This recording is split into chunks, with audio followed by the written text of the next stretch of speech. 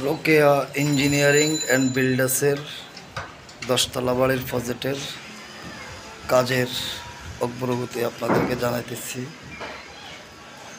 আসলে অনেকে ভাবে আমরা কি কাজ করি, আমরা মানুষের সাথে কোনো উল্টাপাল্টা ম্যাটেরিয়াল দিই কিনা, মানুষকে উল্টাপাল্টা কাজ দিই কিনা, এটা অনেকে ভাবে। আগেও বলছি, এখনও বলবো, না ভাই, আপনার সাথে আমাদের যেটা কমিটমেন্ট থাকবো ঠিক আপনি আমাদের কাছে এটাই পাবেন। অনেক ডেভেলপাররাও অটোবিক্স ইউজ করে না।